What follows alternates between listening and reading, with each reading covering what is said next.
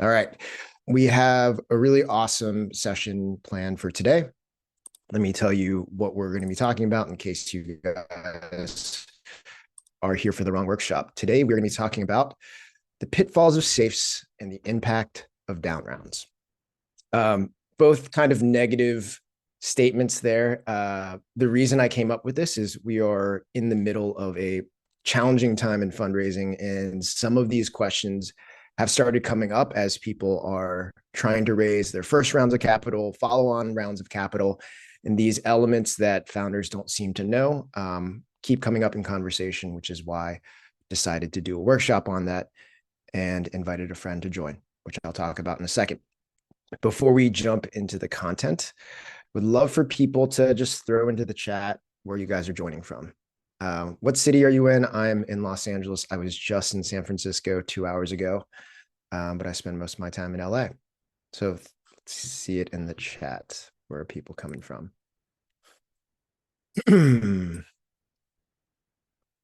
All right. A few LAs, a lot of Californias, Florida, Mexico City. Okay. Always happy to see the international crowd, and Rob all the way from Zimbabwe. Very good. Okay. So before we get started, housekeeping as always, please turn your cameras on. I will be interacting with as many people as I can, and it's hard to interact with faceless names.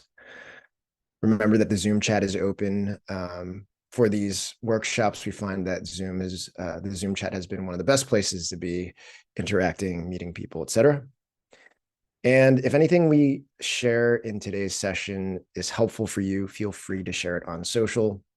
If you tag us, we'll try to amplify your content. And just know that we're not trying to keep this to ourselves. We are trying to help as many people as you can. And this is going to be as interactive as we can make it. I'll be asking people to volunteer, interact with me, and just make sure you volunteer and try to engage with me and our guest. The people that engage during these sessions end up getting the most out of it. So don't be shy. We're not trying to embarrass anyone. We're just trying to help. Okay. So today's focus, like I said, we're going to be talking about safes, the pitfalls of safes, and the impact of down rounds.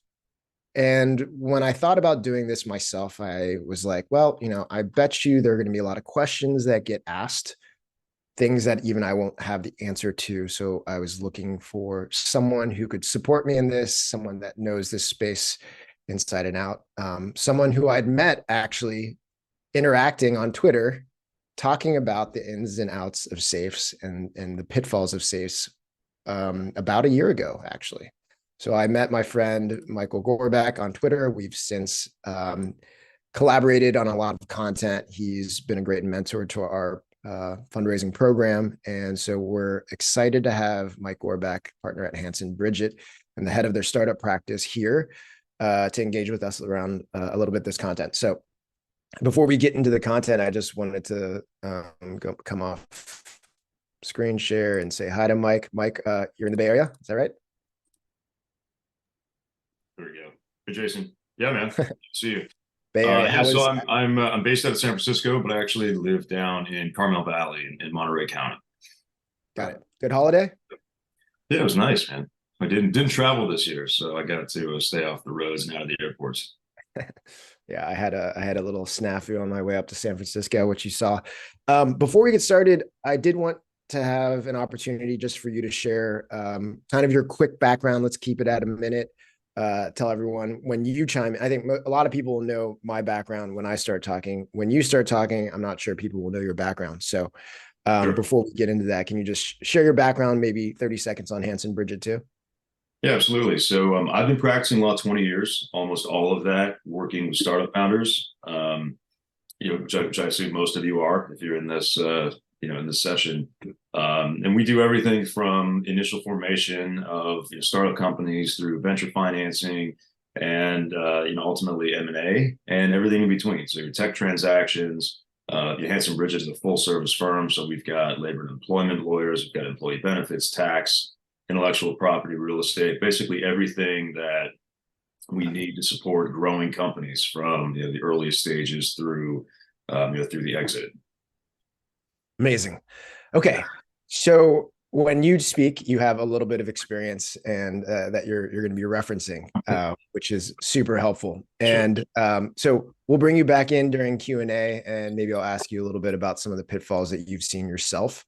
But for now, let's jump into some of the content. So I want to remind people what I said in the beginning of why we're even talking about this.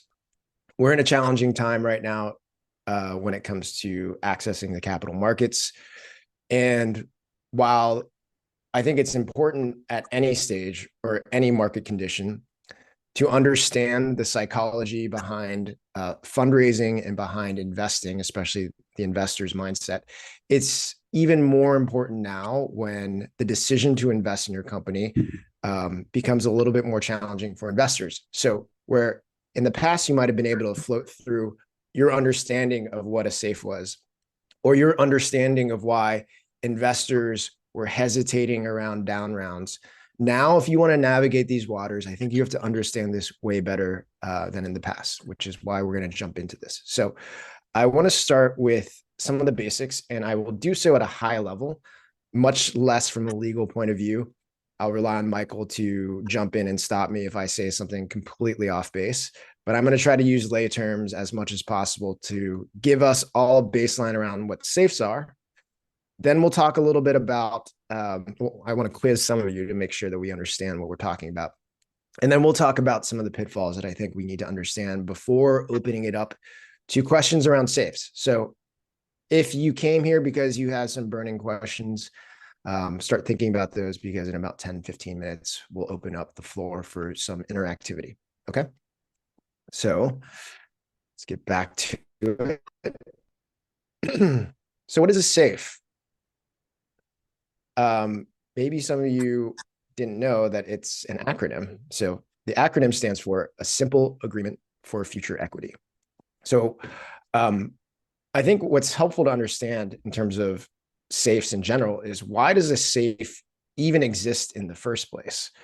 The background that I give is that when I started in venture in 2012, there was already a document in place, or a vehicle to accomplish essentially what the SAFE is there for today. So if you think about equity investing in a company, it's an intense process that requires significant amounts of legal documents, signings, protections that need to be put in place before a company can actually accept capital into the company. So even as far back as when I started in venture in 2012, this was not always the best way for a founder to take in capital, especially during certain situations where the money might not have been that much to warrant all the overhead of a full equity round. There are a lot of reasons why raising at a quicker pace is sometimes more advantageous. And prior to 2014, there was a structure that was referred to as a convertible note. Convertible notes were the way that founders would take in investor capital on a quick basis with less documentation, less legal weight to them. But that structure was actually based off of traditional debt. There were a lot of reasons why convertible notes were helpful, but had some weird structural things that sometimes reared its ugly head and made for more difficult situations. There were interest payments, or there were interest accruing that got added to these convertible notes, because that's what you did with debt. And then there were term limits. There were terms where these notes would become mature and could be called, because that's what debt had. So you'd run into these companies that 2 years in had raised money off of a convertible note with the expectation that they'd raise equity, or the expectation that that note would convert to equity. And some asshole investors would be like, nope, this is debt, pay me back now. In fact, I was involved in a company like that, where we had no other choice but to shut down the company, or the investors. I was not involved directly in that company, but the investors and the company had essentially to shut down because of one investor who said, I want my $200,000 back. So in 2014, Y Combinator decided to come up with their own legal document and create a standard, which they can do since they're pumping out 100, 200, 300 companies a year, where they said all of our companies are going to be raising off of this new document called a SAFE, a simple agreement for future equity, which essentially took all the things that a convertible note did well and then stripped out a bunch of the things that YC deemed to be non-founder friendly. And therefore the SAFE was born in 2014. It was brand new. By 2016 and 17, that was the standard of early stage fundraising vehicles. And then 2018 came around where they slightly modified it. They made the post-money SAFE, which slightly affected the way you calculated how much money was getting put into the company and how much dilution was being brought onto the company based on the headline numbers of valuation cap. So we won't get into the details there, but I wanted you guys to know the background so that you didn't go into this blind, that you don't go into any of these conversations with investors completely blind. Now, show of hands if you guys feel like you are on the greater than 50% sort of more comfort level in terms of your understanding of what a SAFE is. Anyone feel like they feel pretty comfortable about what SAFEs are? Okay, I saw Carl's hand up. Demian, who's got some experience under his belt, and Bronislav. Very good. Okay, I'm going to go with Carl. Carl, so you didn't realize this, but you were slightly volunteering for a pop quiz. Carl, let's come off mute for a second and just say, where in the world are you? Hi, thank you very much for having me. I'm in Cape Town, South Africa, going through the process right now. Yeah. Cool. Have you raised money in the past? Never before. Friends and family when we started a while ago, but this is our first real experience. And what you were saying now a second ago, I want to know the reverse of that. So when something is structured, or there's a debt element in the SAFE structure, what about the reverse? When you get to the point where you're about to convert, but you decide that you would rather pay that money back and not give away the equity. Does that happen often? Are you on a SAFE? We're negotiating a SAFE right now, and it's coming in two payments. So an initial payment with an 18-month for the lump sum. And then at that 18 months, there's the choice to either treat it as debt or equity. And I'm saying to them, if you want to treat it as debt, that should go both ways. If it works, and I should then have the option to pay your money back and keep my equity. So have you ever had that experience? I'm going to remember this question for Q&A, and I'll bring Michael in. I'll tell you the quick answer is that that's no longer a SAFE. You're bastardizing what a SAFE is, I believe. We'll have Michael come in later, but I want to keep you on the hot seat and say, because you feel like you know what this is, I'm going to show you a pop quiz and see where your answer would fall. So I'm probably going to end up. Now, this is helpful for everyone, by the way. So here's the pop quiz. A founder raises $2 million on a $20 million post-money SAFE with a 20% discount. How much dilution does this represent? Once the company is all done, when you look back on this round of capital, how much dilution did they take on in this round, in this investment? You put me on the spot. I'm going to say 10%, but I'm obviously wrong on that. I did put you on the spot, and I appreciate you being willing to even come in front of everyone. I put you on the spot in sort of an unfair way, because the answer here is actually, it depends. It depends. Okay. We don't know how much dilution this is going to take on, which is kind of one of the points of a SAFE, which is it's not equity yet. It hasn't turned into equity. It's for future equity, right? Yeah. So the two elements that we'll talk a little bit about in the future are the cap and the discount, when the cap comes into play and when the discount comes into play, right? Everyone thinks about the main element being the cap. And for the most part, the cap is what we all play for. And if everything goes the way that we think it's going to go, well, then the cap is essentially the valuation. and we can calculate there the way you calculated it, 10%. Yeah. But what we'll talk a little bit about when we get to down rounds is when the discount comes into play, which is if you happen to raise below where the cap is, in which case you're going to take on a little bit more dilution. Okay. Thanks, Carl. That was a simple way to just remind everyone what we're playing with here. Thanks, Jason. Okay. So I'm going to quickly go into a discussion of pitfalls when it comes to safes. And there are two main ones, and I'll leave the door open for Michael to join later in case he has other ones he wants to point out, especially from a legal point of view. But here are the two main ones. And I've sort of laid this out in the pros and cons of safes. So there are a lot of things that you get as a safe holder or for raising on safes, but it cuts both ways, and it gets you some of these pitfalls that I'm very concerned about. So the main one that I want everyone to understand is especially around post-money safes. So one of the things that YC and other investors will posit to the founder community is that the post-money safe is this super valuable update to the safe, because in the past, it was extremely difficult to understand how much dilution Tim was taking on after multiple rounds of capital raising safes. He would raise, a 1-on-5 pre-money safe, and then a 2-on-10 pre-money safe.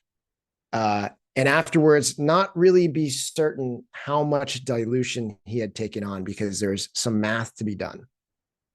So as part of the update for post-money safes, they said, we're going to start calculating it in a way where Tim can just go 1-on-5 is 1 divided by 5. That's 20% dilution. He then raised 2-on-10, 2 divided by 10. That's also 20% dilution. And I believe the total dilution you would take on in those 2 rounds is 20% plus 20% is 40%. They wanted to make it super easy to calculate where you stood so that as you continued to plan out your capital raising strategies, that you would know, oh, actually, I don't own 100% of my company. If I add all these up, I only own 60% of my company. Now, this seems to me like a benefit that is far outweighed by the downside of what a post-money safe does to you. To me, there's one thing that every founder needs to know, which is that the post-money safe essentially has anti-dilution provisions in it in order for it to give you this easy math. So whereas in the past, either in equity rounds or pre-money safes, if Tim raised 1-on-5 and that investor who invested $1 million on a $5 million post-money cap safe, pre-money cap safe. I have to change the math actually. If it was 1-on-4 and a pre-money cap safe, which essentially is 1 on a post-money valuation of 5, that investor would own 20% of the company after it technically got converted. Then if 2 years later, the company raised another round on 2-on-8 pre, which is 10 post, and that round was 20% dilution, then the initial investor would get diluted by the second round of capital, which is how it should be done, right? In my opinion, you make progress, company's value goes up, initial investors, including the initial common shareholders, the founders, everyone gets diluted by new money coming in. That's how normal tranches of capital coming in actually plays out.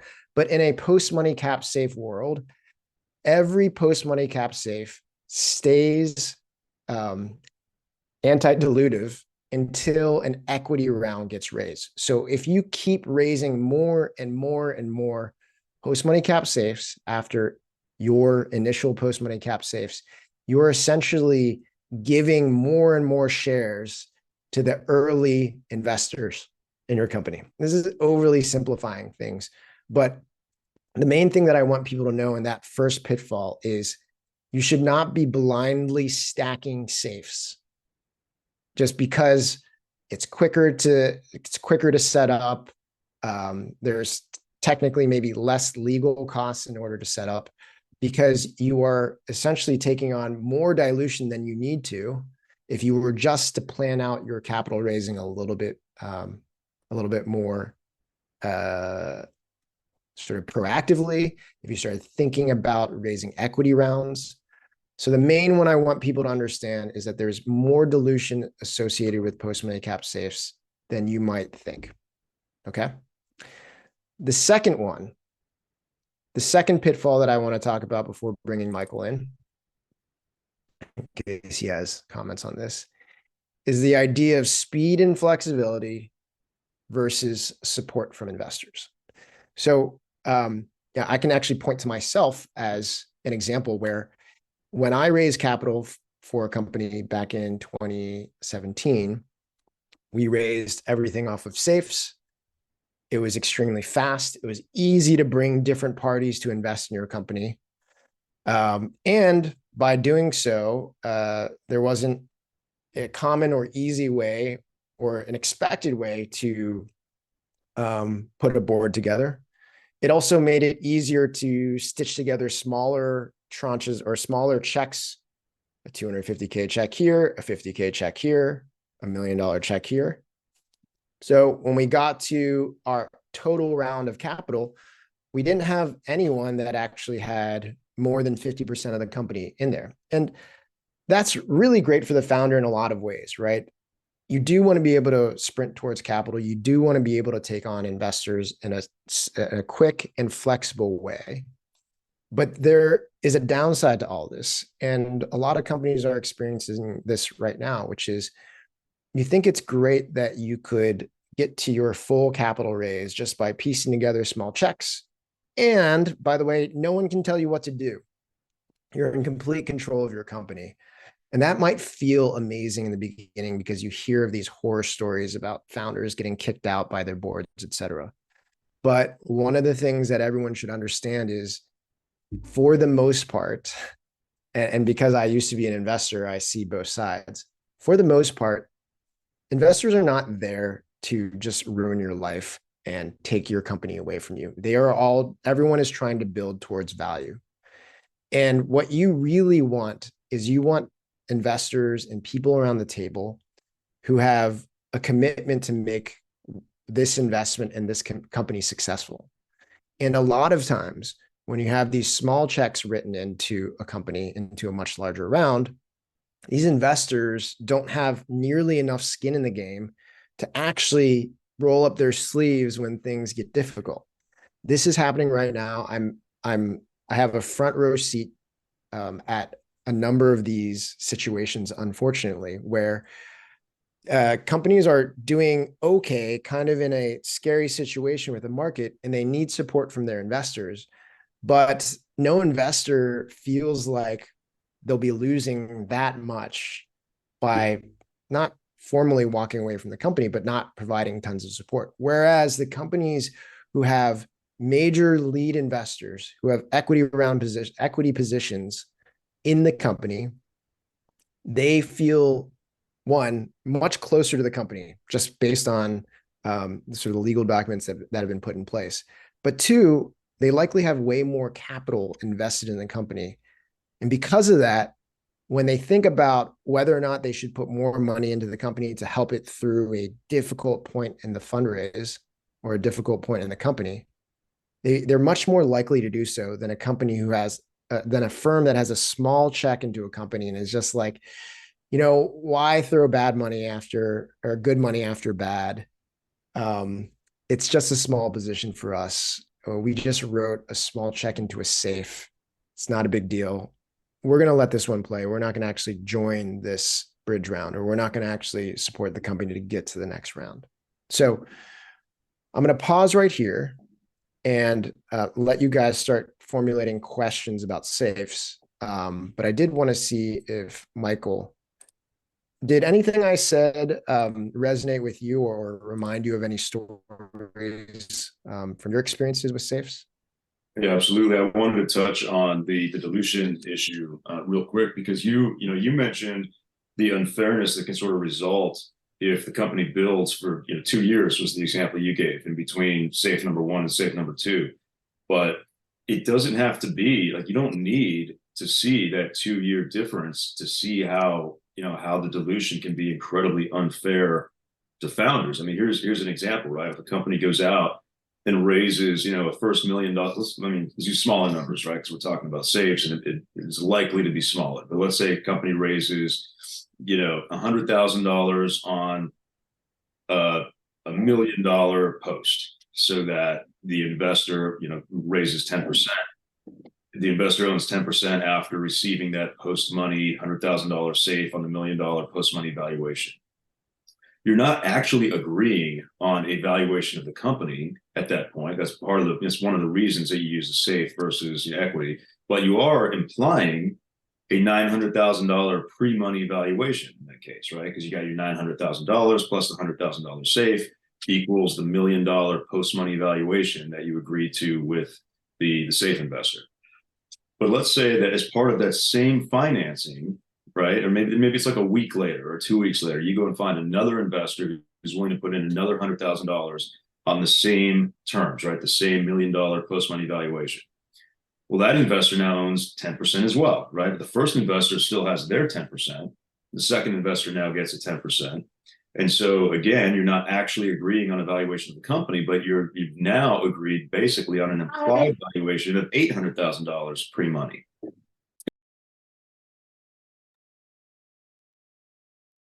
Oh, sorry, we got muted accidentally. I don't know how that happened. There we go. Can you hear me?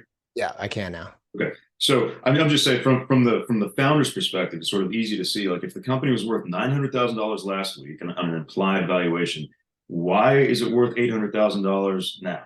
And if we issue another $100,000 safe at the same $1 million post money valuation 2 weeks from now, we've got an implied valuation of $700,000 pre-money. And so why, from a founder's perspective, does the value, the founders are taking 100% of the dilution at that point. And to your point, Jason, the existing investors with the safes are taking 0% dilution to what they've already agreed.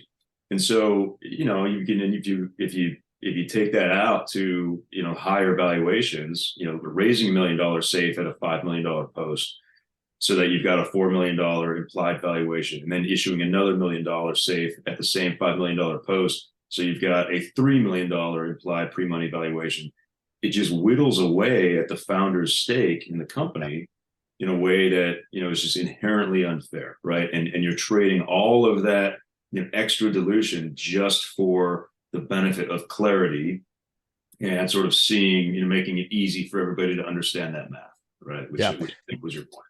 Michael, that's a great point, and I like the clarification there. I threw up an image that we're going to share in the post-session wrap-up that I helped put together to kind of illustrate in a visual way the difference between pre-money caps and post-money caps. You can also think about it as the difference between a pre-money valuation of an equity round, which is something that you guys will have to deal with, and a post-money cap.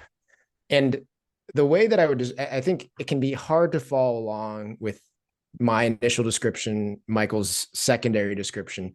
But what I want to tell people around post-money caps is this: they're not inherently bad.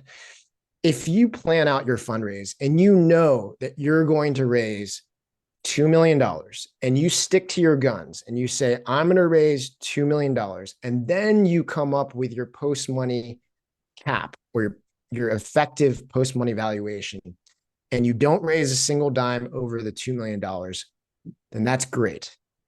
It works. But what Michael was talking about is what we see founders do all the time, because they think it's really easy to say, look, I'm going to raise, like Michael was saying, $100,000 on $1 million, on a $10 million, or sorry, let's call it a $5 million post-money cap. And in their head, they're like, yeah, I'm worth about $5 million, right? And then they're like, I'm going to raise another 500K. And then maybe I'll raise another $1 million. And then maybe I'll raise another $2 million. They hadn't planned out all the capital they're going to raise. They were stitching everything together. And what has been done in every successive time that you put more money into the company before you raise your equity round is you are depressing, you're pushing down the valuation, the effective valuation that first money came in at. So the takeaway here is that if you guys plan out how much you want to raise ahead of time and you stick to that, then you don't have to worry about all these horror stories. But most founders we talk to, especially at the earliest stages, are winging this, and they're going out to raise a little bit of money here, a little bit of money here, and they don't realize how punitive it is to the tranches of capital that they raise early on in the company. Okay. Great point, Michael. Is there anything else that came up to you before we open up the floor? I know a lot of people had questions. No, yeah, let's go for it. Okay. Why don't we go with some hand raising, people that want to ask questions. So if you can raise a digital hand, I will go ahead and call you and bring you on stage to chat. We'll do this for the next 5 minutes or so. I'm happy to go into, okay, here we go. Daniel, I know Daniel. How are you, man? Muted. I am well, and I'm not muted now. No, good. I'm Great. I'm good.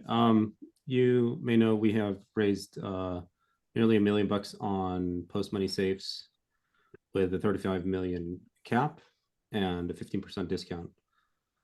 And we are now considering actually lowering that. That was done, started doing that a couple of years ago. So there's 7 of these executed since then. They're all the same terms.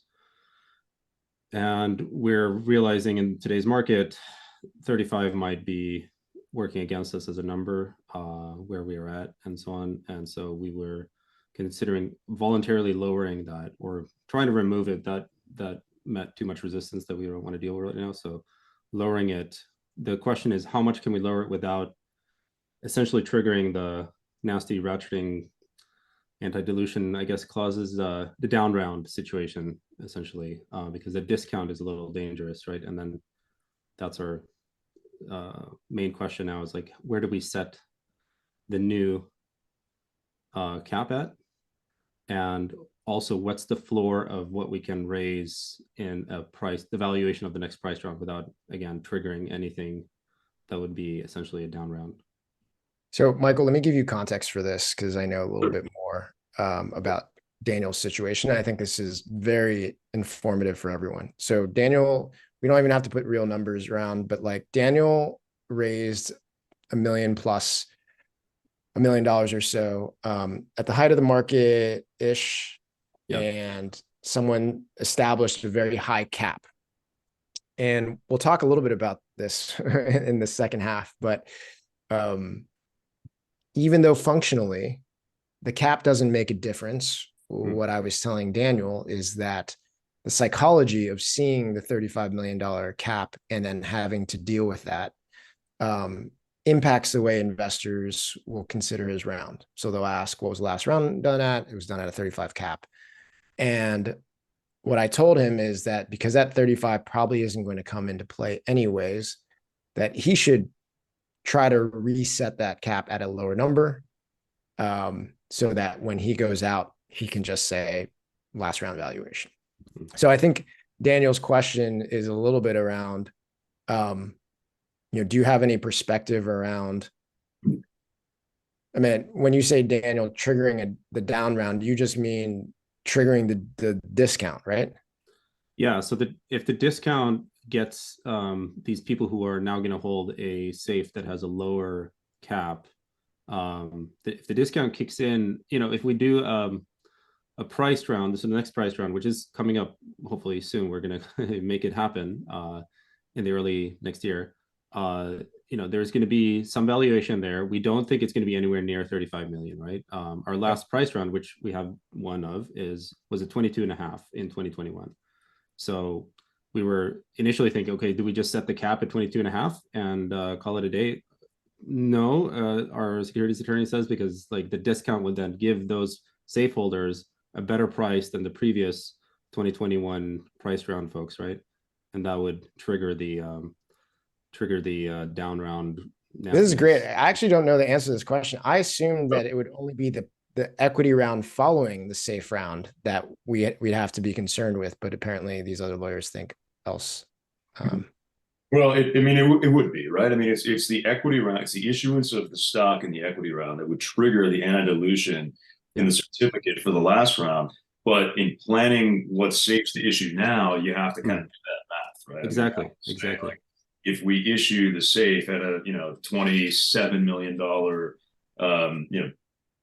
post money valuation today, but we have a 10% discount built into it, and then we ultimately wind up raising our equity round at 24.5, right? Even though the last equity valuation was 22, if we go out and raise at 24 or 25, well, that 10% discount, which gets triggered, bring the issuance price of the safe preferred stock below the price of the last equity round, so that triggers the anti-dilution protection. Exactly. So it is. I mean, it's just modeling it out, right? I mean, it's just using, and I don't have all the information, but certainly working with your securities lawyer, you can sort of figure out what that price is. But for me, in terms of like what to do now, a lot of it depends on like how close are you to raising your equity, right? Because we plan to do it in early next year, so January basically, so very soon. Yeah, so in terms of whether to go and voluntarily lower some of it depends on, are you going to try to raise any more safes before your equity round? And if so, are you going to try to go back to some of the investors who've already invested in safes, to sort of re-up on their safe before the equity round?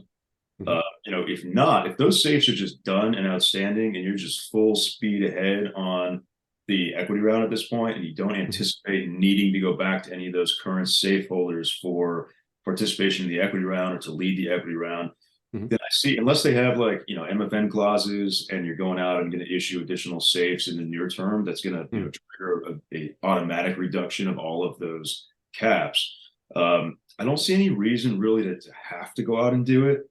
If that cap isn't going to come into play, then it's almost like, what difference does it make, right? Whether it's 35 million or 100 million or whatever, the cap isn't going to be the crucial term. It's going to be the discount. Yeah. And if you know that you're going to go out and raise it, you can get it to a $27-28 million pre-money valuation on your equity round, and you have a 10% discount, for example, and that's going to keep you sort of above the anti-dilution threshold, then they're going to get their deal anyway, right? They negotiated either the cap or the discount. They're going to get the discount. And so, I'm fine just kind of leaving them out there. Now, it's always, you could always take the other approach, which is, look, I think I can get some major goodwill from these investors if I go to them and say, look, here's the deal. I raised money from you in the past. Things were, really cooking like a year ago, and this $35 million seemed like a reasonable cap.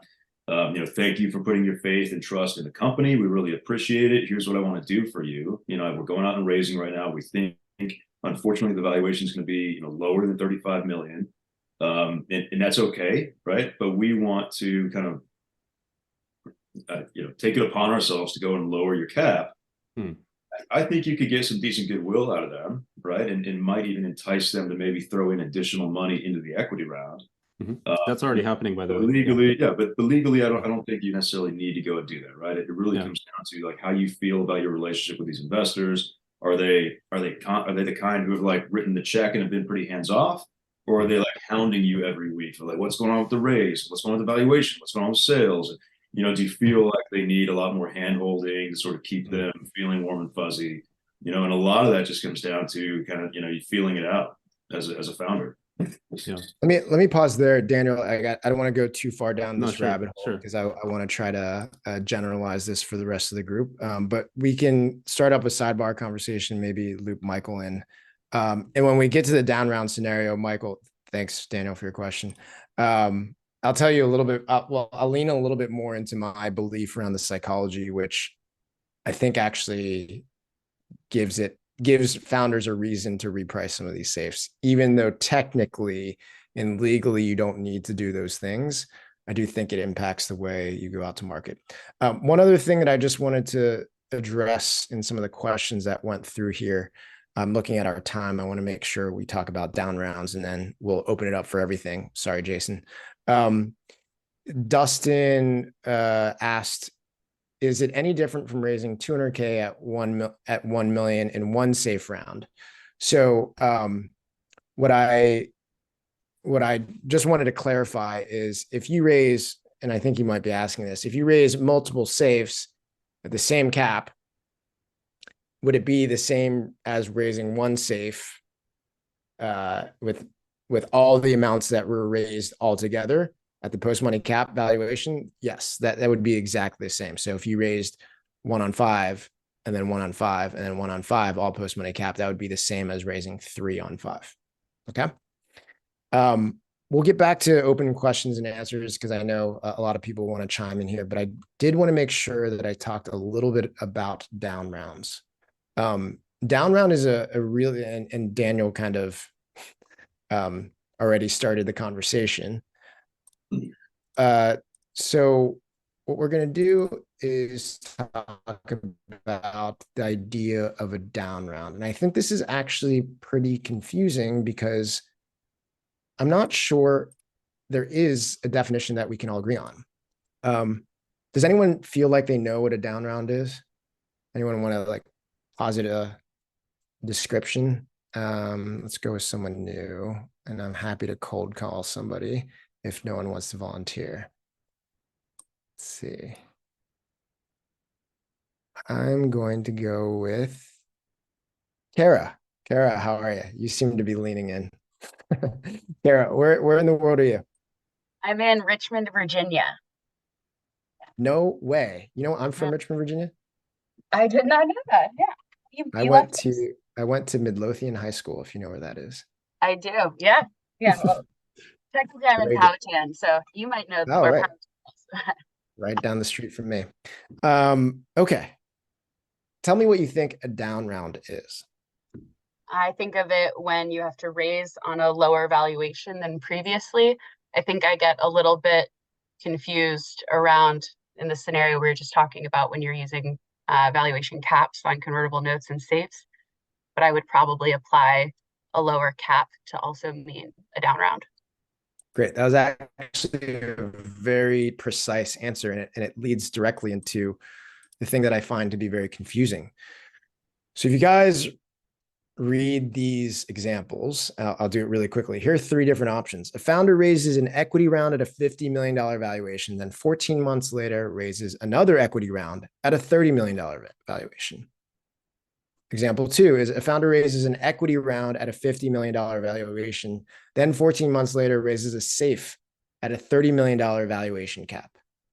And the third is a founder raises a safe at a $50 million valuation cap, then 14 months later raises another safe at a $30 million valuation cap. These are all 3 different flavors of situations I've seen very recently.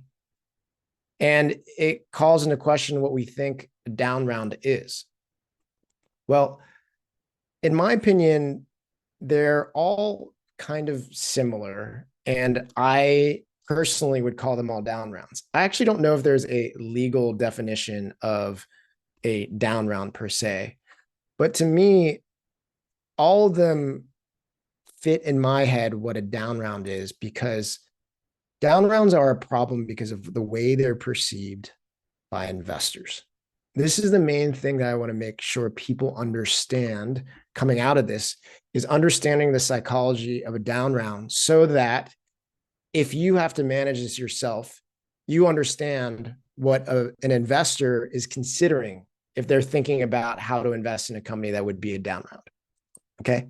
For me, a down round comes into play because investors start thinking about the dilution that is going to be applied to a company, the motivation or the sapping of motivation that will be applied to the company in a down round, and the work that it would be required for an investor to get all this to come together. So let me just describe this situation for you. If a company had raised, call it 5 on 40 in a round, $5 million at a $40 million valuation, and start spending that money in the normal cadence of a venture-backed company and start spending it in a way that they would need to go raise in, call it 18 to 24 months. If they run into a wall where they can't raise at 2x the valuation, which a lot of investors expect the momentum to be at, if they can't raise at an $80 million valuation, they don't even think that you've grown into the $40 million valuation. Then all of a sudden, they're posed with the idea of, do we have the company raise, like, do we mark the company more at like $20 million and say, well, we'll invest, but you're not worth $40 million. You're worth $20 million. Well, a company that has been burning $5 million, call it $2 to $3 million a year, it's not very easy for that company to start pulling back that spend. So either you're raising another, call it $4 to $5 million at a $20 million valuation, in which case you're diluting the company quite a bit. One, with that dilution comes a removal of the motivation that a lot of employees and founders have, which is that upside in their equity, right? So that hits that motivation. And then the work required for that investor to actually get that done means that they're going to have to manage a relationship with a founder that they have diluted significantly in order to even take their money in. That's one scenario. Otherwise, if we try to apply a down round to you again and say, $20 million, Jason Doran, sorry, you were at 40, we're going to put you at $20 million. But in order for you to cut burn from $2 to $3 million a year to $1 million a year so that you can take a more normal, call it $2 to $3 million investment, that means you're going to have to cut a lot of heads, right? You're going to have to cut a lot of burn in your company, which in turn impacts motivation in the company, morale in the company, which in turn creates a lot of work for a VC to make sure that they can keep all of this together. Do they issue more shares? In both situations, do they issue more shares in order to reallocate to the founders to make sure they have the motivation to keep pushing? Do they lean into the culture building of the company? Do they like make sure that the company is able to rally around this new round of capital? These are all things that go into an investor's mind when they think, should I be investing in a company's down round? Because at the end of the day, it's going to be a lot of work. So I'll pause right there and just say that down rounds can get done, but in order to actually help stimulate a down round and get that round across the finish line, you have to understand what the investor is going to have to mentally overcome in their head around the work that they're going to do, the brain damage that they're going to have to take on by being an investor in this round. And by understanding that a little bit more, you'll be able to communicate with these investors and allay their fears and attract them to investing in a round no matter the valuation. Okay. Michael, have you been party to or associated with any companies having to do this yet? Yeah. I mean, just in the last couple of months, I mean, we've done a few. So yeah. So we didn't discuss this. Really uncomfortable, right? I mean, just like, sorry, go ahead. No, I was going to say we didn't discuss this ahead of time, and by design. I didn't want to influence your thinking around this, but I wonder if you had any thoughts around, my point of view around down rounds or the things that you've seen being counseled to these companies. Yeah, absolutely. So I agree. By the way, there's not, when we're talking about equity financings, there kind of is like an actual definition of down round. You're not going to see the phrase down round in a certificate of incorporation, for example. But what we're talking about when we say a down round in connection with equity financings is what the certificates refer to as a dilutive issuance, right? So it's just an issuance of new stock at a price less than the last price, right? It basically, which works out when you raise money at a lower valuation. Yep. And what that can do, and we talked about it a little bit in the last sort of Q&A session, was it can trigger these automatic anti-dilution provisions for the existing preferred stockholders that kick in unless they're waived. And so, like an interesting conversation I had recently was, I had an existing lead investor who had that anti-dilution protection from the previous round, came in to re-lead the next equity financing in one of my clients and negotiated the lower valuation, right? Like they're the ones that were driving the lower valuation. And there were some new investors coming in as well, some new blood coming into the company, is excited where the company's going and so on. But they're like, hey, why do these previous lead investors think that they should get the anti-dilution protection in addition to the lower valuation that they themselves are responsible for negotiating, right? And that turned into the whole negotiation, right? And so me as company counsel, I, pushed back on the previous lead investor and said, look, the only reason you would have any anti-dilution protection in this round is because you yourselves are negotiating the lower valuation that's going to trigger the anti-dilution protection. And you shouldn't get two bites at the same apple, right? Like either you negotiate the down round or you sort of go along for the ride with a new lead investor who negotiates a down round, and then you can get your anti-dilution protection. But we're not going to let you come in and lead, cause the down round, and then claim your anti-dilution protection as a result of the down round that you caused. And so we were. Here's a good question, Michael. Is the anti-dilution in down rounds, is that a standard clause that most founders will have to deal with in their equity rounds, or is that negotiated? Totally standard, yeah. So if you go and look at the NVCA standard venture financing documents, there's always basic anti-dilution protection built into preferred stock financings. Now there's different flavors of it. There's kind of the most draconian full ratchet, which is, you just take the conversion price of the previous preferred and lower it to whatever the new issue price is. But what that can do is result in actually a higher, equity percentage for those previous investors than what they had before the round. And that's not really the point. And so the way that the anti-dilution protection usually works is it's a weighted average formula that basically just reduces the conversion ratio of the preferred stock to common stock by such an amount that would result in the event of an exit, the issuance of more common stock to the holders of preferred stock than just a regular 1-for-1 conversion.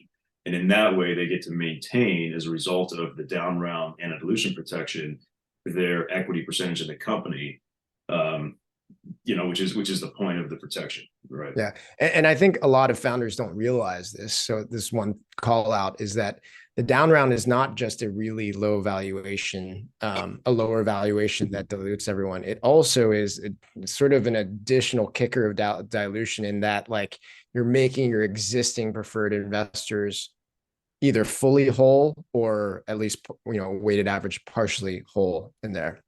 Yeah. I mean, but like I said, that only comes into play when we're talking about, a new equity round at a lower valuation than a previous equity round. It doesn't, that's not the case if we're talking about issuing new safes at a lower post-money cap, post-money cap, and so on, in which case, the prime, unless you have most favored nation clauses where you're automatically going to give previous safe investors that new lower cap, then most of what the impact that you're talking about is sort of what you're saying with respect to kind of the morale and the investor, kind of the investor relations component of it.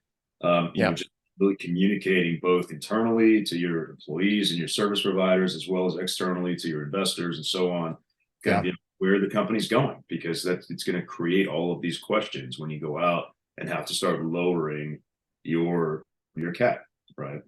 Yeah. Even if you don't have MFNs, you just kind of get into the question we talked about earlier, which is, well, do I want to go out of my way? Do I just want to voluntarily, lower the conversion, lower the cap for all of the existing safes if I'm going to go out and issue safes at a new lower cap, which you may or may not want to do, depending on what your relationship is with those investors and kind of where you think that's all going.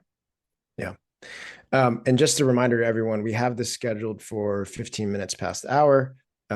So we're going to spend another 5 minutes talking about this, but when juggling the different safes and going from a higher safe, Michael, a higher safe cap to a lower safe cap, have you actually don't know the answer to this either, but are there any like legal complications that you've run into where by having these safes that go from up to down and just like in a in a sort of confusing manner, if there are things that founders should have to think about or plan for in these scenarios?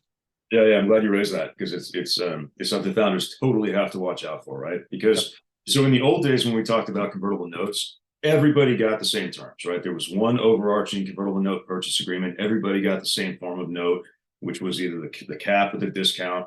And you would know that the notes would all convert into the same series of stock. With safes, there's no overarching agreement, right? Everybody can, in theory, get their own term, right? And so what founders do sometimes is they go out and they just start raising, and we'll just talk about kind of the usual scenario of raising increasing caps instead, just to keep it simpler. But it can go back and forth, right? You can raise at the higher cap, go to the lower cap, go to a higher cap, different discounts, and so on.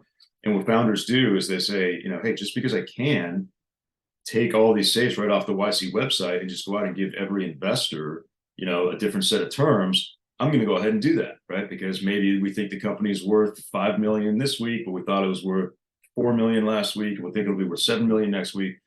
And so what you do is you wind up with all of these different sets of terms outstanding, lots of different caps. You might even have a mix of pre-money and post-money. You might even have a mix of safes and notes, which I've dealt with.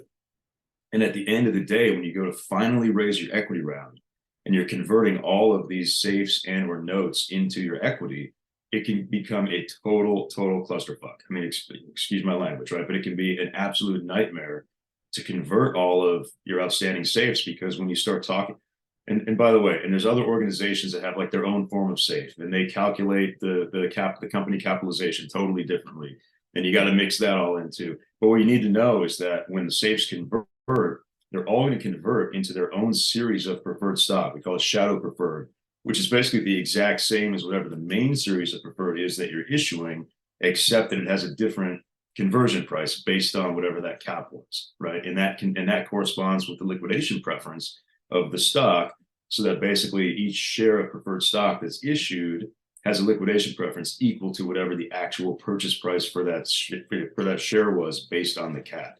And I know this is super complicated, but the point is to say that the more safes you issue with different terms, the more complicated ultimately your cap table is going to look when you go out to finally raise your equity round.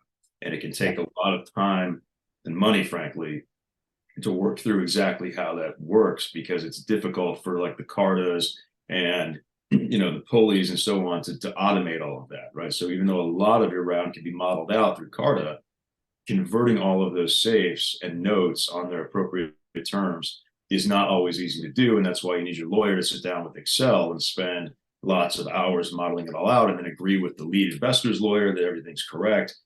And it can be fairly complicated. Yes.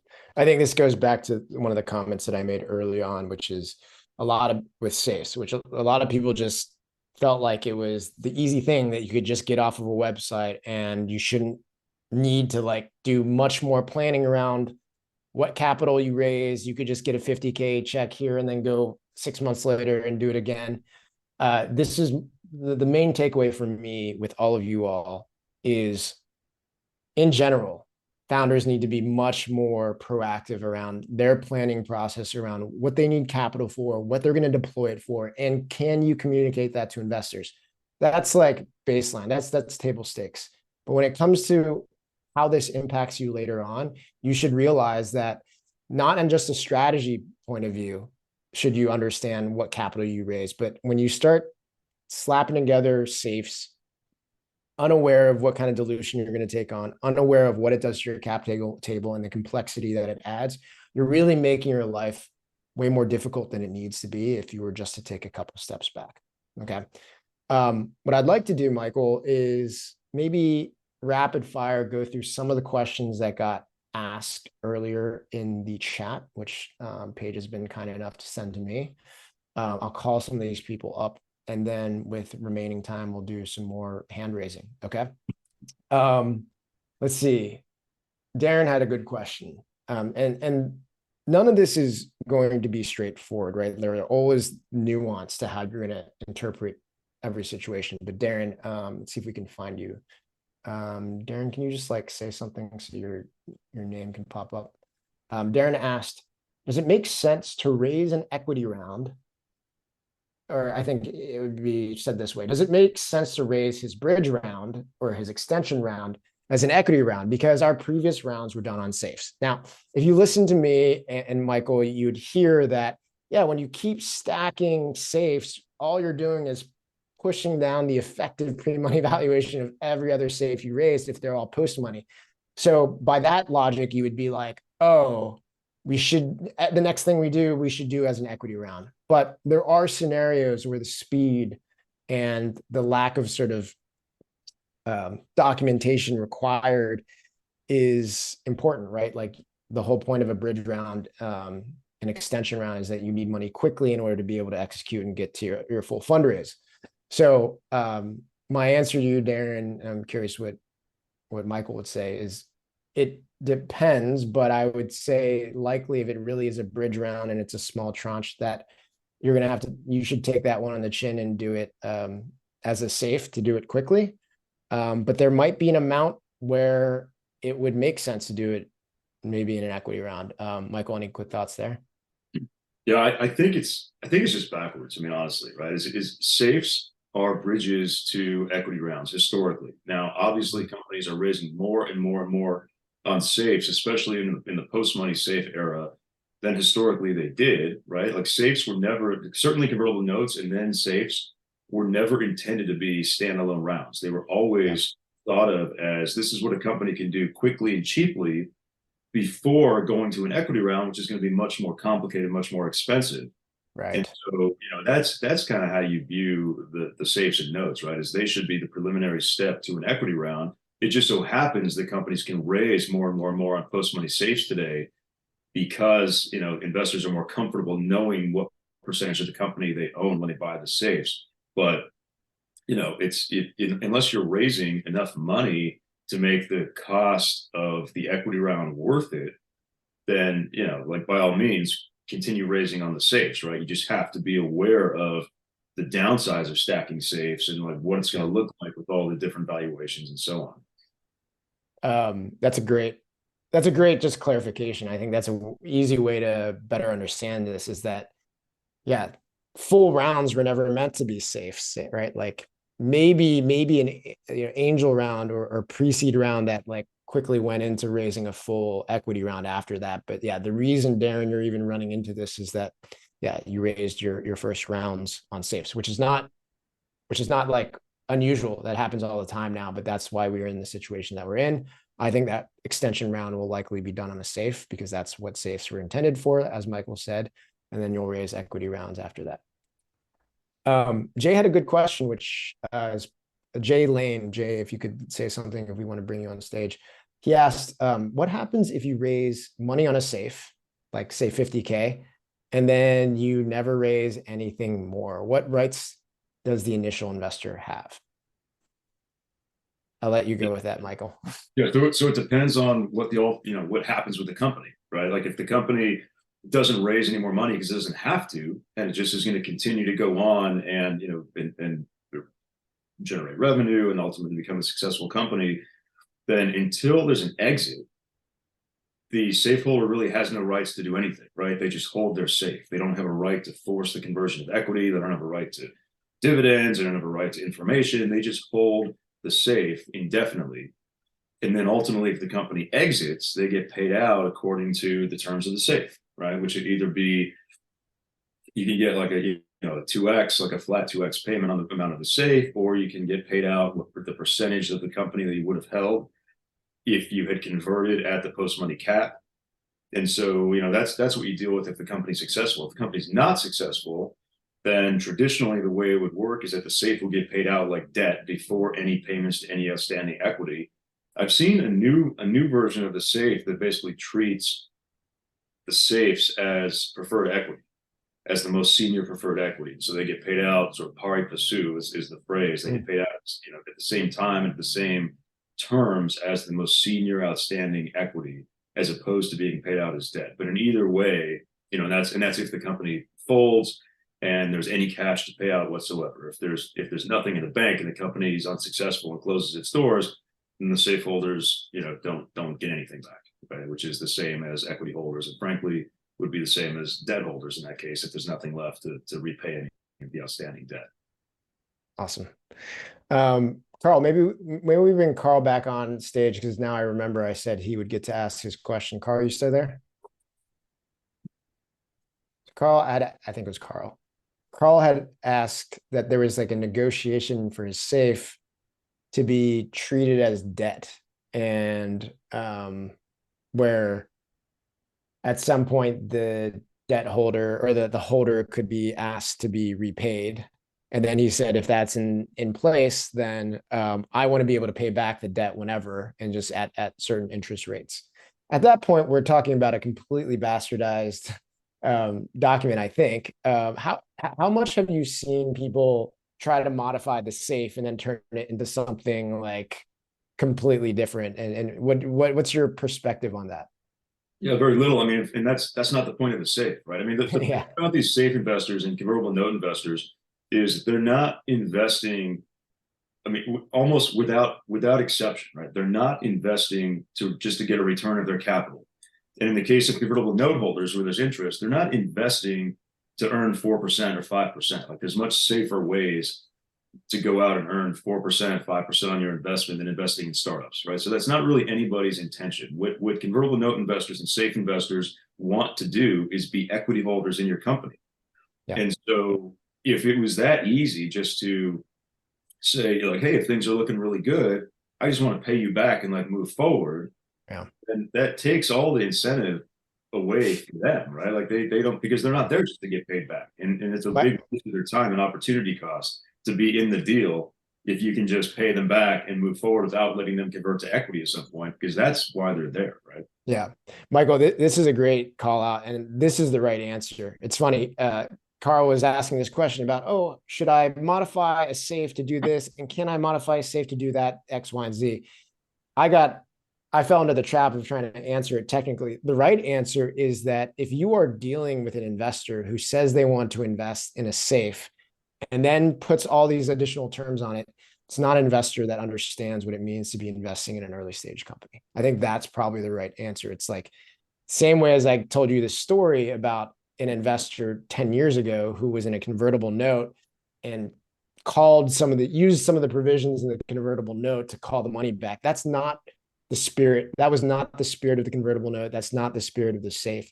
And so for all of you, remember when you're talking to your earliest investors, your angels, et cetera, yes, you want money, but I'll tell you, you don't want money that doesn't know what they're doing, because investors that invest money at that stage and feel like they need to eke out 4% or are overly concerned about losing all the money, that's going to be the biggest headache of your life. So Carl, if you're still there, I think like Michael had the right answer, which is like, don't do that, and maybe don't even take on that money. Just real quick, I see there's so many questions coming through in the chat, including some that like aren't on this topic, like equity for advisors and so on. I would love to answer all of those. I know today's probably not the opportunity, but like please feel free to email me. I'm happy to chat. You know, we can have like a little email conversation. I'm happy to do it like without having to like sign an engagement letter and all of that. If we turn into if you want to work together, I'm certainly happy to talk to you about how that works and put an engagement letter in place. But in terms of just answering questions that we don't get to today, I'm totally happy to do that by email or DM me or whatever on Twitter. So yeah. Paige, do you mind sending Michael's information into the chat? I will say this, Michael's been an amazing supporter and collaborator around content, and he is incredibly generous with his time. So I would highly recommend you DM him. I'd highly recommend you follow him. And I'm quick to point out that I recommend everyone speak to professionals when they try to like navigate some of these more complicated questions that you all are posing there. And I never force people to talk to Michael, but I happen to think he is a great attorney. So certainly chat with him if you can. All right. Opening it up. Do you want to raise some hands? We have another 5 minutes to answer questions. So feel free to raise your hand if you have another question that hasn't been answered. And we will see. All right. Ferdine, are you able to turn on your camera and come off mute? Yeah. Hi, Jason. Hi, Michael. I'm sorry, I'm not able to turn out the camera. I'm okay, that's okay. dark. Can I ask the question? Sure. Yeah, go ahead. Yeah. Hi, Michael. Nice to meet you guys. My thing is, I run an open source foundation, and there's multiple products we are doing. So we are kind of building self-sovereign infrastructures. So our first project is like building blockchain, but though I don't want to own anything in this. But at the same time, whenever I met investors and all, they say, how you gonna be accountable? So what kind of shares we should do that they will feel I'm the accountable person, as they love the product and they want to invest. So we have a lot of investors that want to invest around. And in the pre-seed, we are raising around $10 million. So what kind of thing we should do in this kind So of stuff? you're currently raising $10 million. Yeah, in the pre-seed. Okay, that's a lot for a pre-seed raise, right? Yeah, but we are trying. We are creating a solution for all the blockchains. That's a kind of a new network. So Yeah. that's why. So yeah, I mean, so what I can tell you is that at that size of financing, usually what you're going to do is you're going to receive a term sheet from an investor who wants to take the lead in your round, right? It's going to be, you're probably not at a $10 million raise. You're probably not doing that on safes. There's always exceptions, like Jason said, there's exceptions to all of this stuff, and there's nuance to a lot of these discussions. But at that amount, you're probably talking about an equity financing, just traditionally. And the way it works is you just kind of run your equity, your fundraising process, right? We're going to speak to lots of potential VCs. These are probably not angel investors at that amount of a financing. So you're probably talking to funds, and you're open source, and so you're going to have to, I think, you're definitely going to have to win them over on the growth and the valuation potential of your company and where the revenue is going to come from, how that's going to work. And ultimately, you're going to receive a term sheet from a lead investor, or ideally multiple lead investors who are competing for the lead investor role. And it's going to be for a preferred stock deal. It's going to, I would say, it probably look fairly standard along NVCA, that's National Venture Capital Association financing documents, using an NVCA form of term sheet. So a lot of investors have their own form of term sheet, and that's fine.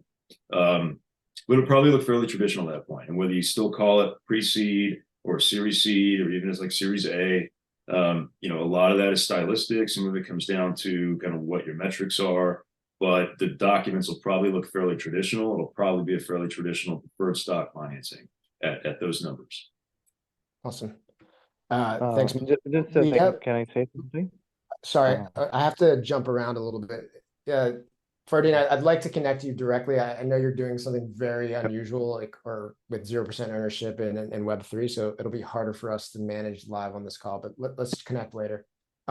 Michael, how much time do you have left, or do you have a hard stop right now? I don't, so if you want to go a little over, that's fine. Let's go a little bit longer. I'll say that we'll do Ben, and I saw one other hand raised. But before we do, I wanted to call out one thing. So a couple things. We are going to, let's see, in the follow-up email that we send out, we will be sharing some of the essays around safes that will help you guys learn more.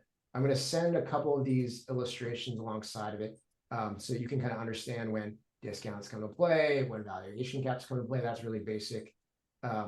We'll let you study this image, which I think does a really good job of illustrating the dynamics between pre-money caps and post-money caps. And then a couple of essays that talk about the downsides and the pitfalls of safes, the difference between pre-money and post-money cap. And I think we have another essay on uncapped safes, in the very few times that I think it is a good opportunity to use uncapped safes. And the last thing I'd say is, if you guys are a part of our newsletter, you've heard about this. And if you're following us, we run a boot camp to help prep people fundraise, or at least get their fundraisers going.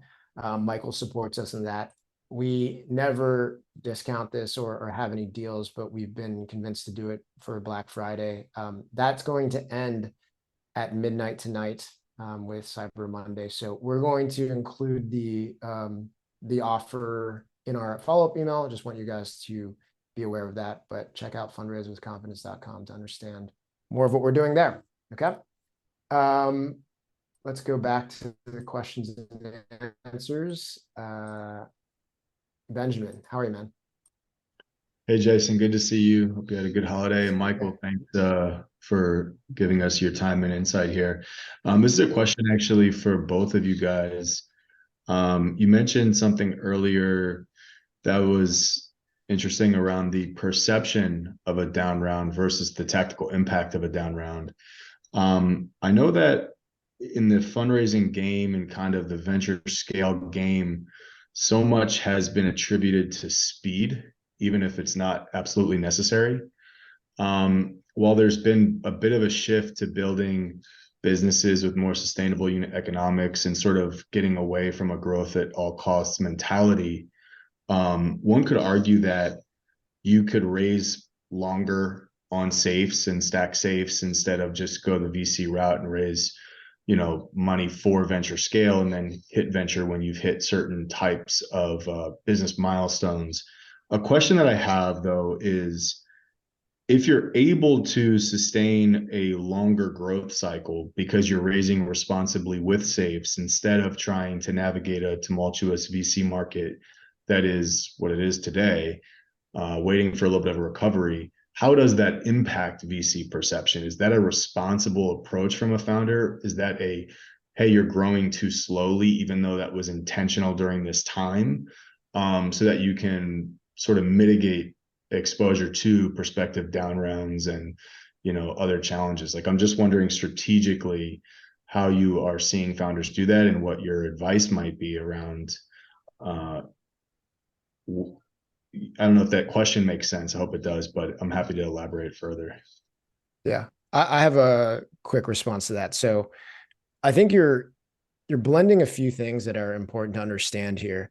One of them is this like idea of whether or not you're building a venture scale business or not.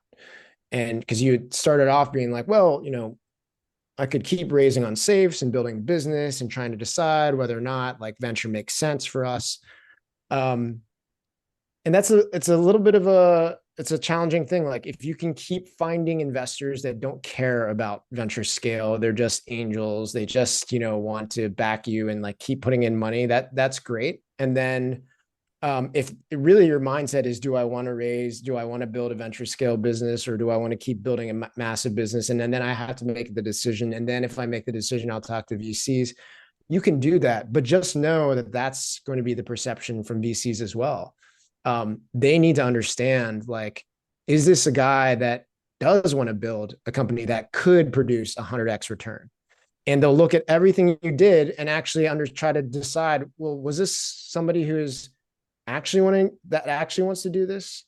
And if you don't come to the table after having raised or been operating a business for 3-4 years, stitching together smaller rounds, and if you don't come to the table with explosive growth or some real story that convinces them, Benjamin, that you actually have always wanted to build a gigantic business, or at least right now, you definitely want to build a gigantic business and it's going to be different from here on out, then that'll work. So that's one phase of it that you need to think through. The second phase of it is you're right. Like that, it's a bit of a whiplash, I think, that the founder community is going through right now, because prior to the downturn, it was like growth at all costs, go crazy, invest in the future. And now I'm seeing companies that are like literally like biotech, climate tech companies, which is like, we are investing in the future of this science, and the markets aren't even going to be ready to buy from us for 3 or 4 years. So we need to invest in that future. And they're having a hard time in, raising capital, because like now venture doesn't want to like wait for revenues and profits. And that kind of sucks, right? That sucks, because I don't think that's what venture capital is here for. Venture capital should be here to take big bets on the future. And it is true that founders are getting stuck in a place where they're like, well, I'm going to be a little bit more reasonable, but will I get stuck in a place where people don't think that I'm actually a growth-minded company? So where I'll leave my comment is, it is a complicated situation now. I think you have to balance the idea of being a little bit more measured in your spend and growth, but always have it in the back of your head how you're going to be a massive company even on this path. And you have to realize, when you go talk to investors strategically around this, that you're going to have to be able to convince them that this isn't just a small company, but it is a measured path towards explosive growth once you hit X, Y, and Z milestones. Does that make sense? I appreciate that. I think the one piece that's sort of like conflicting is that big company and fast big company are different things. Both could be considered venture scalable. So, for example, MailChimp, tremendous company. Zapier, tremendous company. I'm sure many, many VCs would have loved to have been a part of those potential fundraises. Yeah. They grew to be what one might consider venture scalable size, but they did not necessarily grow in accordance with venture scalable speed. And so my question is less about size and more about speed and the perception of speed when you're making strategic business decisions to slow down in this environment by stacking safes versus taking VC dollars, which are not on good terms. While you still have a venture scalable size business, your strategic approach is a little bit more paced to navigate the current markets. That's really that was I guess, a little bit more pointed of a question, because for me personally, with our business, we undoubtedly have venture scale size. And the question is, how much do we want to give away to grow fast when we're going to get there no matter what?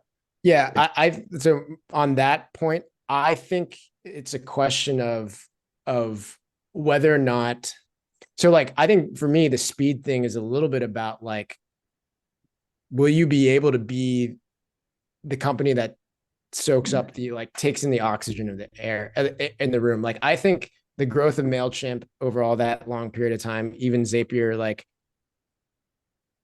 I kind of feel like those are exceptions that investors aren't betting on. And if you say, we're going to grow really slow over 15 years, but we're going to be MailChimp, in my head, like, yeah, that could be possible. But I'd be worried that that's the path you're going to take, that a upstart, 3 years from now, who decides to get funded and does it a different way, is going to eat your lunch. So it's a complicated communication and narrative that you need to be able to talk to an investor around. But I personally don't believe going to them and saying, look, you're investing now, we're going to be huge in 15 years on a slow and steady pace, is going to be very convincing, even though you can point to companies that have done that. So I don't know, Michael, if you've seen anything differently, but I totally agree. Yeah. Okay, thank you guys. Yeah, cool. Good question. I mean, that is a fantastic question, though, because like, I think it is whiplash right now. People are being shown one thing and told another. And at the end of the day, you have to be able to say, right now, today, we are cutting back because we know we're in a difficult market position. But I think you got to be able to tell a strong story that says we're getting ready to come out the gates when the market changes and do X, Y, and Z. Okay. Awesome. Let's do one last question. Jay, I think I answered your question that you sent through. Can you come off? Can you start video or? Yeah. There we go. Awesome. Hey guys, how are you? You guys started to answer my question, and thank you, Michael. But I just wanted a little bit more clarity. So if we're raising a $2 million round, we raise 50,000 on post money saves, but then fail to raise the rest of the money, like only 50,000. And then what? Essentially, like the company never gets off the ground. Are there any rights to what happens to the investors if they lost their money? Is that it? Yep. Yeah, that's pretty much it. I mean, honestly, so when we do like an equity financing, we'll often have a term that says you have to raise a minimum first closing, right, in order for any of the money to actually change hands. And we'll do it for that reason, because $50,000 isn't enough, right? And everybody knows if the company only raises 50 grand, the company's not going to be viable. And so we don't want to waste anybody's money by doing that. And so if you're raising a $4 million equity round and you only get $50,000 in, first of all, the investor shouldn't be actually wiring you the money. But if they do, or they send you a check, you just got to hold it aside, right? You can't actually cash it and use it because you haven't hit that minimum financing threshold yet. But with safes, there's no such thing, right? Like, unless you've negotiated a side letter with an investor, which is possible, where the investor says, we're in for 50, but you got to hit at least 2 for us to actually close on this 50. And that's very, I haven't seen that actually with safes. So I don't know if anyone's actually doing that, but it's possible. In that case, then you'd have to give the money back if you don't hit whatever that minimum threshold is.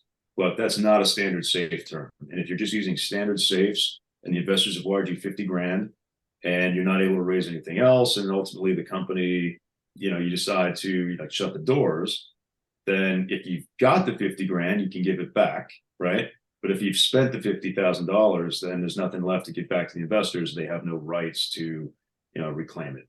Yeah, I'm sure it's a common thing, right? People have grand ambitions. They want to raise more. They raise some, but then they just can't raise what they need to actually get off the ground. So I wasn't sure what the follow-up was, if any.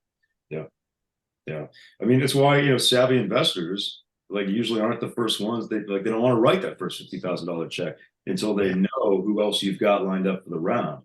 And that's why, it can be risky, certainly from an investor relations standpoint, to do kind of these rolling closings on safes, even though you can, because, investors so often want to know who else is coming in, who else have you soft circled, what's your total cash in the bank going to be if we participate in this financing for $50,000, right? We don't want to waste it. And so a lot of it comes down to the sophistication level of your investors.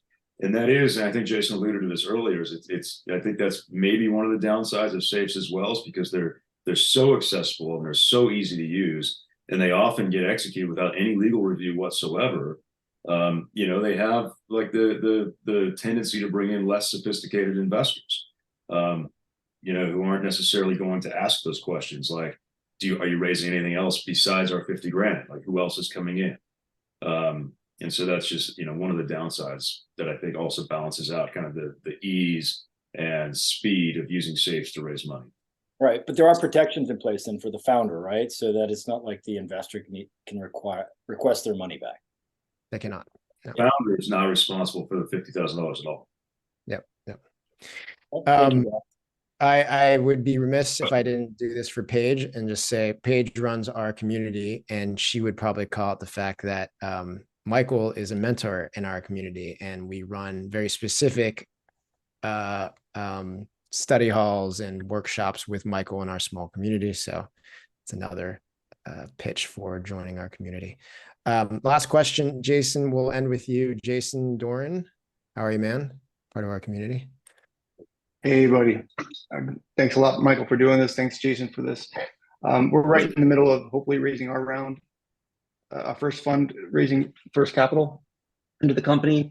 Got a couple pointed questions because I know we're probably close to ending. I might have to follow up with you, Michael, if you don't mind, with some other questions. But pointed question number one is, should we ever allow non-accredited investors to participate in a safe? If you don't have to, you shouldn't, right? But if you do, if you bring some in, you can. The rule is you can have up to 35 non-accredited investors using the standard securities exemption that most companies use to issue safes and convertible notes in early stage rounds. It does technically change the information requirements, like the information you have to provide to your investors if you bring in any of those 35 non-accredited investors. And most companies don't want to go through the time and expense to actually prepare those information disclosures. But for very, very early stage companies where there's not a lot to disclose anyway, so that you don't really have to go through the time and expense of doing a full-blown, private placement memorandum, then the answer is that you can usually get away with issuing to non-accredited investors. You shouldn't go over that 35 investor limit, though. Okay, great. And hopefully, is this another pointed question that's easy to answer? Should an investor ever get a board seat, a safe investor? Safe investors, safe investors almost never, right? Board seats, and I'm glad you bring this up. This is totally probably a whole other hour-long discussion for another session instead of corporate governance issues. But board seats, investors don't always founders, especially first-time founders, don't always understand the significance of board seats, and they start handing them out freely early on to advisors, to anybody who puts 25 grand into the company and all of that. Huge mistake, because the board of directors is such an important, critical component of your company's overall corporate governance structure. You got to hold on to those board seats with for dear life, right? And only when you get to your equity financings, typically, and only equity financings where a lead investor is investing real dollars, like they got $1 million ish, right? Is when you start even having the discussion of inviting that investor to have a seat on your board of directors. But safes, because we don't get up to that amount, safe investors almost never get or should get seats on the board of directors. Awesome.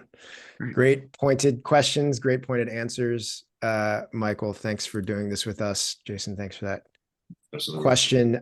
For everyone else that stuck around to the very end, thanks for joining us. These are complicated and nuanced topics. Whenever we incorporate a legal mind in here, it shows you that we're getting into the weeds. And so hopefully you guys were able to follow along with some of this stuff. Again, I think the biggest takeaways for all of you are, one, we wanted to talk about the complexities of safes and down rounds. I think for me to better understand the psychology of how that impacts fundraising and that impacts investors, so you can navigate that a little bit more deftly, right? A little bit with a little bit more sophistication. And then the second thing that we talked about at the very beginning was so much of these challenges come into play because of founders who aren't more proactively planning out their fundraises and understanding how much they're going to actually need in total to hit certain milestones, when they're going to need to start their fundraise to get there. And so my biggest endorsement for any sort of planning and pre-work is maybe all the talk that we had here about the complexities of safes and the complexity of down rounds. Try to avoid that at all costs.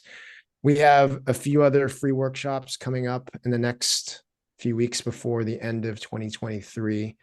But good luck out there. There is money to be had. I know it's challenging, but if you continue to work on building out your process, working on your company, the right companies are going to get funded. So keep in touch. Paige or Jonathan, can you send through Michael's information one more time? We'll be following up with his information in our follow-up email. But otherwise, have a great and safe rest of your week. And if we don't see you guys again, we'll see you next year. It's a big high school joke for the holidays. All right, everyone. See ya.